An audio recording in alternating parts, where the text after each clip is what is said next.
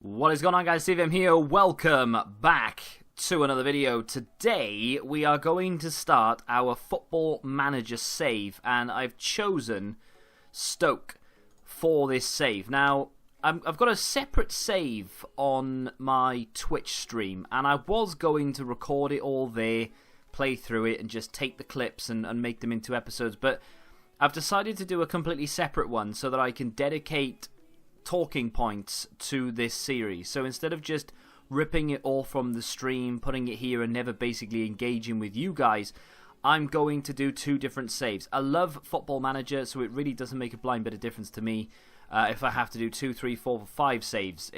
I love doing it, right? The beginning part is always a bit of a slog getting it going, but once you get into it, it is such a good game. Now, the reason I've chosen Stoke is basically I didn't want to go too far down because I don't know how long it's going to take us to get through a season. If you guys enjoy it, then of course I will upload this more often. If you do go on to enjoy the video, by the way, and you want to see more and you want to see it quicker, all you need to do is hit the like button. That's literally it. Just click like and that's it. You can move on with your day or watch the rest of it, whatever you want to do. Now, I don't have any real life affiliation to Stoke. I don't feel any emotion or any emotional attachment to them, should I say. I could have chosen anyone. I wanted to pick a team who weren't necessarily expected to be promoted, but had enough about them that we could maybe challenge. So, I mean, I wanted to choose Bolton, I won't lie to you.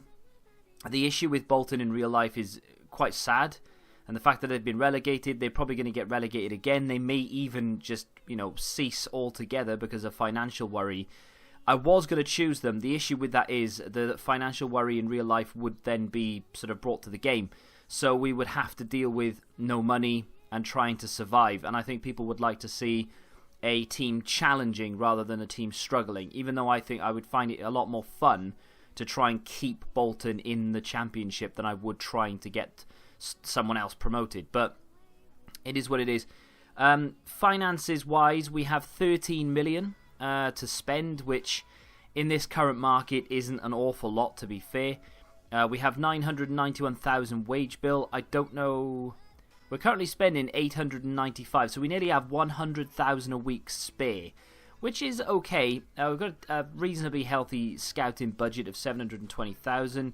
I've had a quick look through the under-23s and through the under-18s. There are a couple of decent players in the under-18s, but I'm going to let them sort of mature and prosper.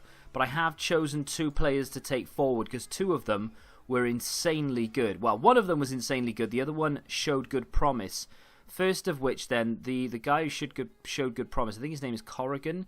He's not amazing, but he has 3.5-star potential, and you've got some. I mean, he's not got insane stats, right? So his crossing's a little low, heading's a little low, marking. Everything about him is okay. I think what I might do is loan him out for a season. I've bumped him up to the first team just to get him in the friendlies to see how he performs. But we'll see how he gets on. The other player is going to be Abdoulaye Touré. Now, this guy is very good. He's only 17. He's got 4-star potential, although looking at that, surely you'd have a little bit more than 4-star potential. He can't cross, nor can he head the ball, but he's a cam more than he is anything else. His passing is 11, so it's not the best. What you're looking for in this sort of situation, really, for the Championship level, I would say is about 15 in passing. So he is a little bit behind the curve, shall we say. But his vision's a little low for a cam as well. Maybe try and develop him into a striker more than a attacking midfielder. But very good physicals, stats, very good mental stats, bar that vision. And his technical stats are quite good as well. But we'll see how we get on with him. He's only 17 years of age, though. So I'm looking forward to that. Let me get this team on the road here. Let's find out. What are we saying? Left back. We want to get Corrigan, the new guy, or the youngster, in at left back. We'll just have him on fullback support. I mean, I don't know the ins and outs of the Stoke squad. So if you're a Stoke fan and I've got players in there that I really shouldn't have, or maybe I've got players in there that you wouldn't. Maybe I will put him on wing-back support because that's both of them on wing-back support then. Maybe I'm not playing players I should be. Maybe I'm playing players I shouldn't be, etc., etc. But we'll work all that out because real life isn't FM, right? So we'll work all that out. This is basically the introduction episode. So if you guys have got any questions about the upcoming series, or whether you want me to do something specifically or not do something specifically, then you feel free to let me know. We will go into the market and such. I'm going to try and cut out all the boring bits so you don't have to sit there and watch me do, you know, all the sort of scouting and all that nonsense. If you just want to sit there and watch the games and things, I will try and cut down and edit what I can. So if you're new to Football Manager, it might just look like a bunch of text, and I can more than understand. I want to give them... Oh, right, these are expectations. Our expectation is to reach the playoffs, reach the 4th round of the FA Cup, and reach the 3rd round of the Carabao. So that's an interesting one. They actually expect us to sort of hit playoffs early on. Now, I do have an awful lot of leagues added into this. It's a large database, and like I said, if you are new to FM, it may... I've got to introduce myself to the squad. It may look a little daunting, but it's a very fun game, and it's not that difficult to get into and understand, really. Just takes a little time. So honestly, give it a chance, and I'm pretty sure we'll have a really fun time doing this. Like I said, though, it won't replace any of the... Hang on, I'm very positive about our chances, and I think we can go on automatic promotion. Make the playoffs. Everyone's happy about that. It's exactly the sort of reaction I'm after. Let's say that passionately. And everyone's sort of improved their mood a little bit. Not tremendous amounts, but still. This won't replace FIFA. I've said that before, but I'll say it again. Let's do an intra-squad friendly, just to get to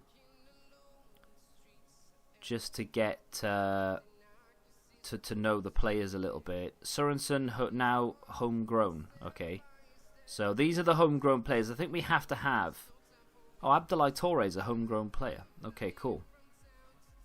So I think we have to have a certain number of homegrown or players in the squad for the upcoming season. So we'll have to wait and see what... I got to meet the media. Great. I hate doing this. It's so annoying. That's my manager face, by the way. I added a picture of myself, and it turned me into this monstrosity over here. Which is, I mean, it's not a million miles away, but I think I'm a little bit prettier than that. What do you reckon?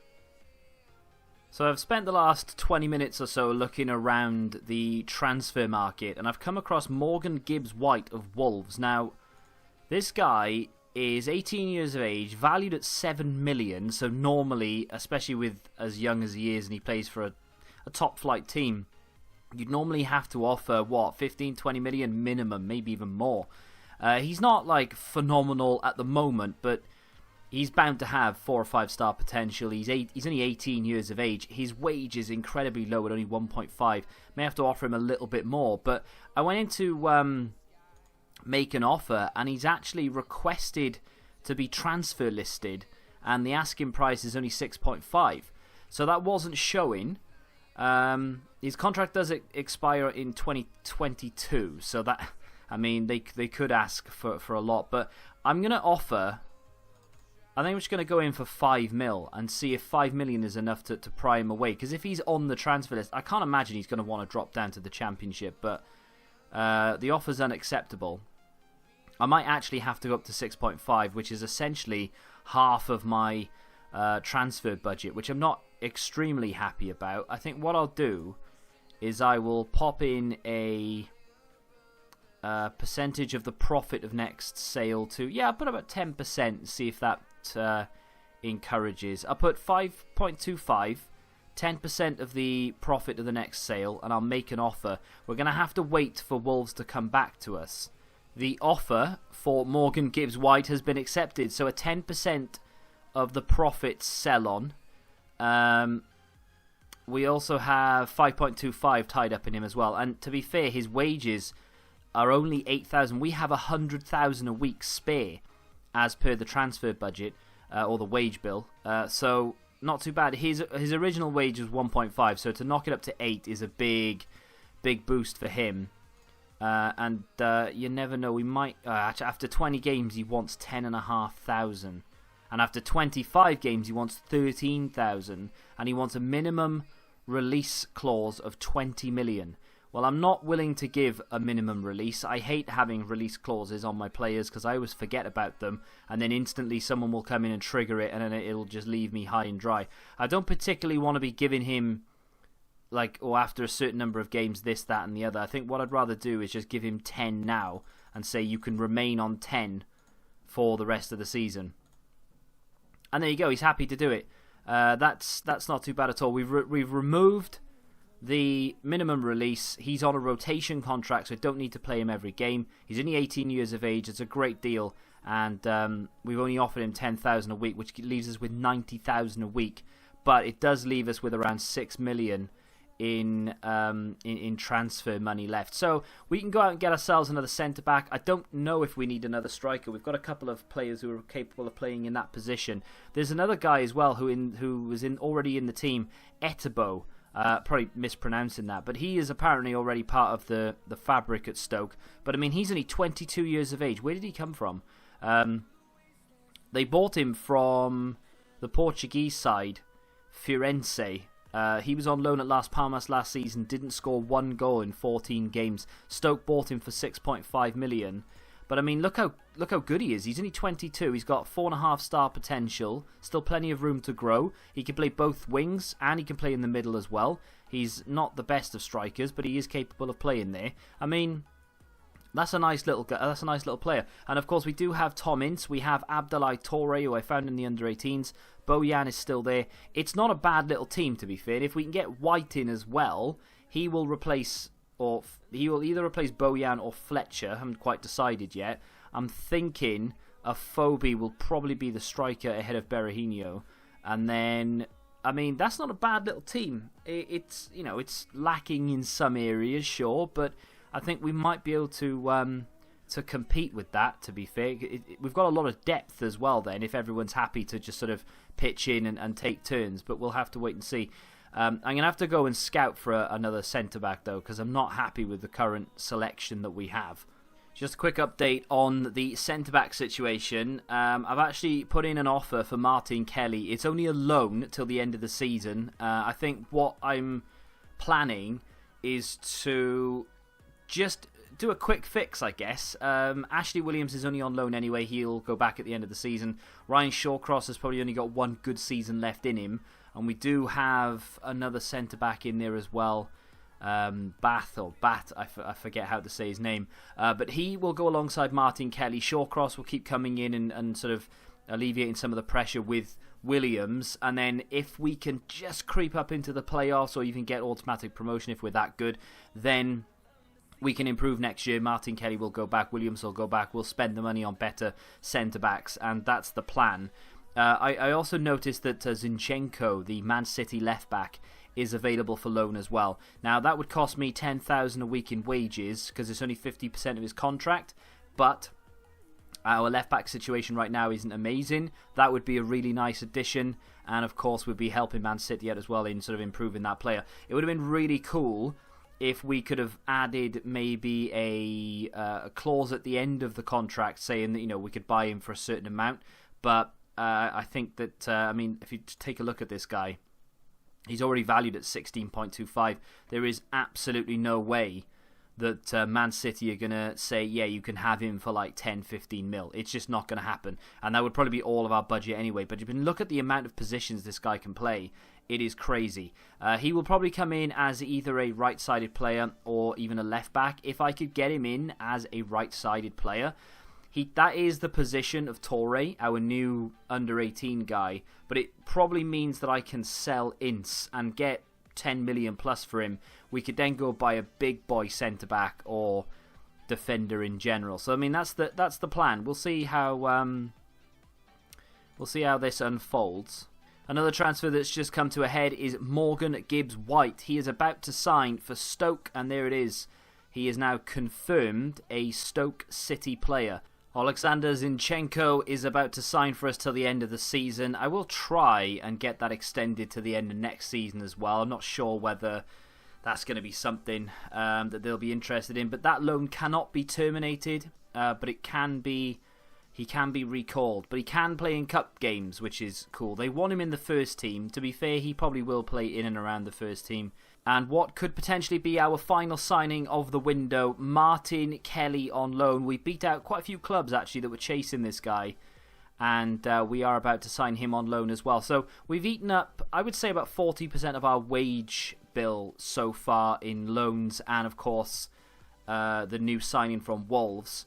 So that's not too bad. We've got about maybe 50,000-60,000 a week left to spend. And financial-wise, we've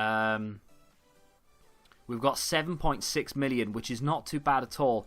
I'd all but given up, and then I saw Juan Fuentes. Now, I don't really understand why, but this guy is, I mean, he's very, very good, but he's free at the moment. There are so many clubs that want him. And I don't really understand why, because he went to Nottingham Forest on a free, played once, and hasn't played since, and now is a free agent. Now, he's not the best player in the game, obviously, but he is very, very good. He plays left back, he plays centre back, he can play left wing back, but he's free, more importantly, so we're not paying anything outright for him. Now, because there are so many clubs interested in this guy, I kind of feel like we need to go and offer as much as we can. 25.5 is as much as I can offer in terms of a wage. He will be a first team player, but I mean, he could go back to Spain and play for Valladolid. He could go play for a whole host of other clubs. There are so many people involved here, so I do kind of need to make this as enticing as possible. We've got a unused substitute fee, top division promotion wage rise of 35%, which is a lot, but to be fair, he's 28, he's got a good couple of seasons left in him. If we do get up to the Premier League, I would not mind having him in the club, and let's just submit that. Of course he's happy with it, but the question is he happy to take this and join Stoke over the other clubs involved? I can't believe that guy was on a free. I literally went onto the filters and I clicked tackling, I think, and he came up as one of the top ones, but then I noticed he had no money next to his name, right? I was going to wait to play our first game until the first day of the season, but it's just taking so long to get there, and it's nearly time for me to start sort of editing this, really. So what I'm going to do now is end the episode, but first we are going to play a game. We are going to play Roda in a friendly, and I believe it's the final friendly. Nope, it's the second to last friendly of the season. So we are away. It's not going to be an easy game, that's for sure. I don't know the state of their starting 11, but Martin Kelly comes in at centre-back. Not the most accomplished centre-back. What is Bauer all about then? He's 26 years of age. He's on the decline big time for no reason whatsoever. Martin Kelly comes in at centre-back. I'm going to call him Bath.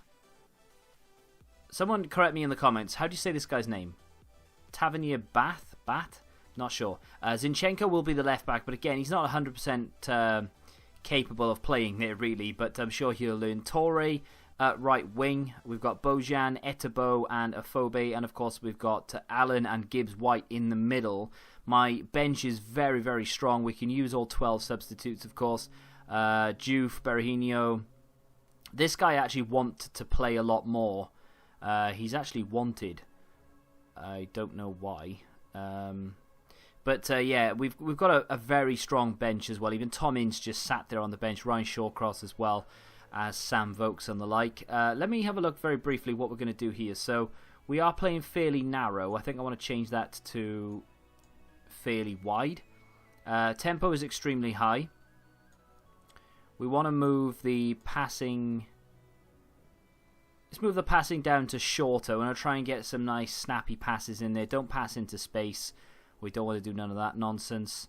Let's have a look to see what this transition is. Counter press and counter.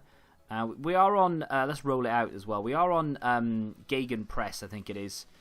Goalkeeper in possession. Distribute quickly.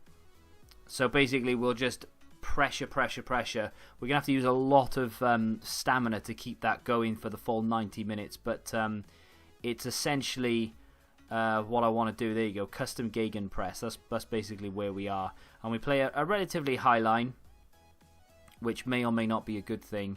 Let's play a higher defensive line, not a stupid defensive line. The line of engagement, let's put it there.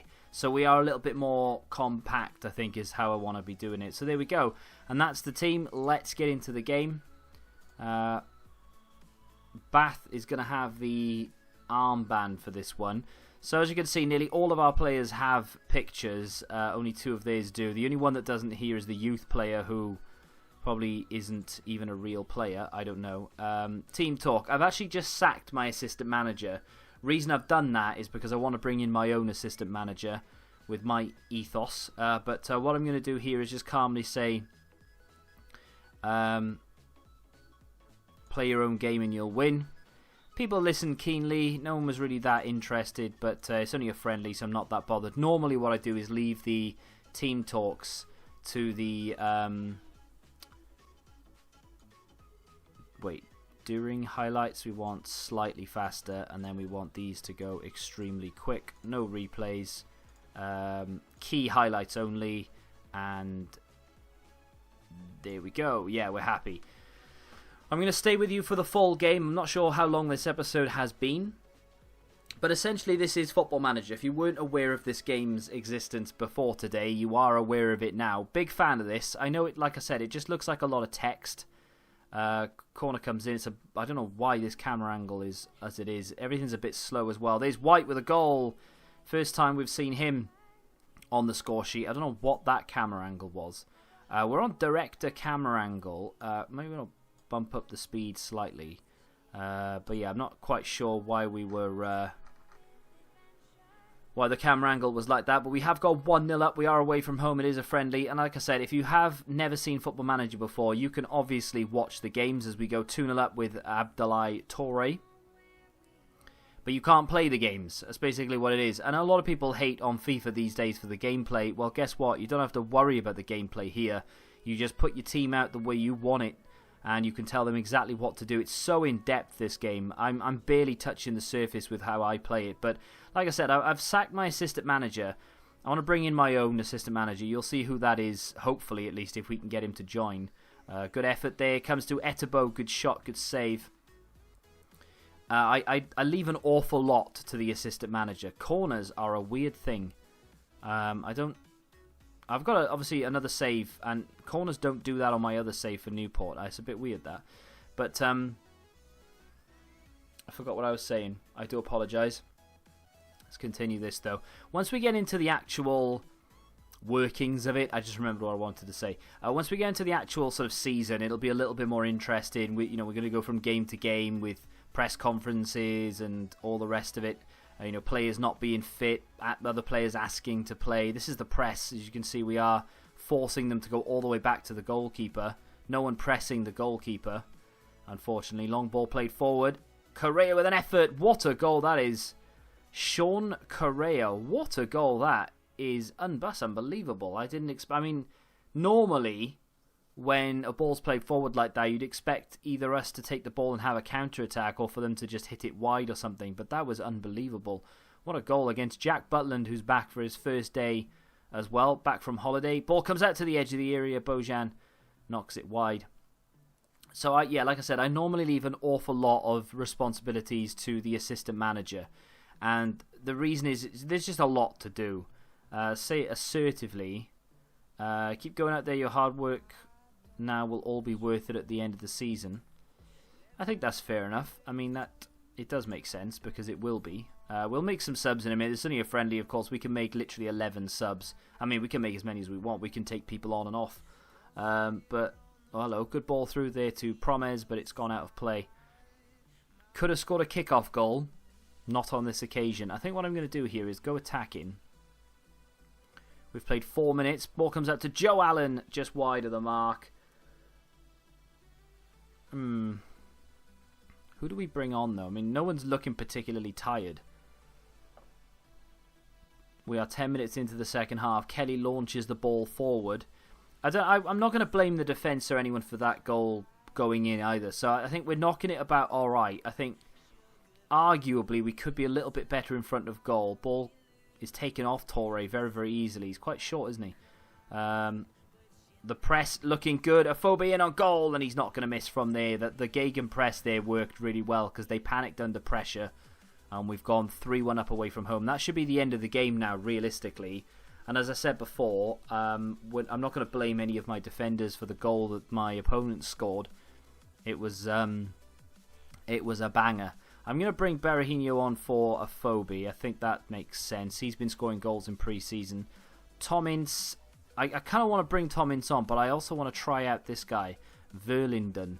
I want to bring him on the right side here instead of Torre. He's another youngster. I think he's like 19 years of age, so that could be cool. We'll take off the Zinchenko, the lone player. Bring Corrigan on, full-back attack. I got Ryan Shawcross. We'll take off Martin Kelly. Ryan Shawcross can come in. No nonsense defending at the back there. I kind of want to bring on Tom Ince. I think I'll take Bojan off. Bring Tom Ince on it as a cam or not. Can this guy play anywhere else? Oh, he's in decline for some reason. Maybe he's not been playing through pre-season. He can only really play attacking right. Oh, Ince can play left apparently. Should we see how good he is on the left? I mean, he's not great. Let's just put him there. What cams do we have to come on here? I don't think we have any. Might have to change the way we do it. Let's bring on Darren Fletcher. And, oh, hello, I can switch these two around, can't I? Because he's capable of playing there. There you go. So let's play White there. Fletcher, ball winning, defend. Moving back down with Allen. Allen needs to come off. Ryan Woods can come on. Ryan Woods is actually a very good player on the game. So he'll be alright. Could have brought Mame Diouf on actually, but we have too many players. He's actually transfer listed, as well as McLean. He's also transfer listed because I'm genuinely not bothered about keeping him at the club. Let's take the captain off, bring Martin Indy on, and that'll do. We've made a lot of subs there, but we should be fine. A lot of players I'd like to see in action, so if we can get another highlight before the end of this game, that would be pretty damn sexy. We've gone a long time, 10 minutes gone since we are literally bang on 10 minutes since the last highlight, so hopefully this is something interesting that we've waited a long time for. I played a game yesterday, the full 90 minutes, and the only highlights were kickoffs and the final whistle, which gives you some indication as to how good that game was. Gibbs White with the ball over the top, Berahino going running, his match sharpness is not good. Ball played inside, and the referee has issued a penalty, or awarded a penalty. Very light shirt tug in. Fletcher pops up and he's missed a sitter. Just literally kicked it straight at the keeper. He could have put it either side and it would have. You literally could have rolled it either side and it would have gone in. But no, he's kicked it straight down the middle. I mean, if that was a competitive game, I'd be annoyed. But it's a friendly. We're not that bothered. And I think this will be the final action of the game. Ball played in, and it's headed into Big John's arms, and that should be the end of the game there.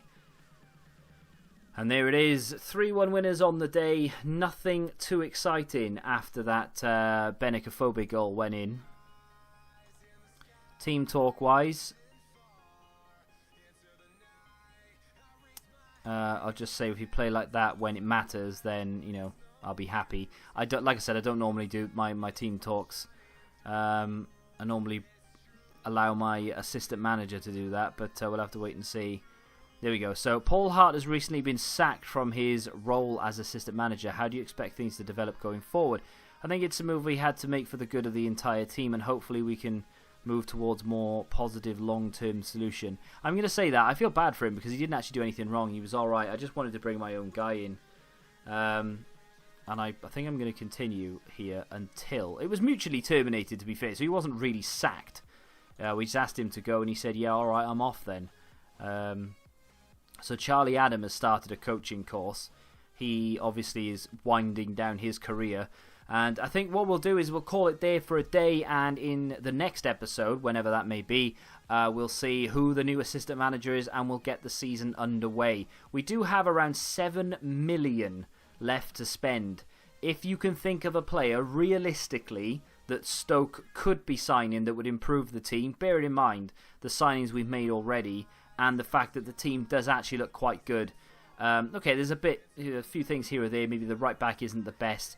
I know the centre backs aren't the best, but they should be good enough to be sort of doing a job for us this season. But if you can think of anyone for 7 mil-ish, thereabouts, or even a loan player we could bring in, let me know in the comments. If you have enjoyed it and you want to see more, smack the like button, subscribe to the channel if you're new, of course. And until the next time, goodbye.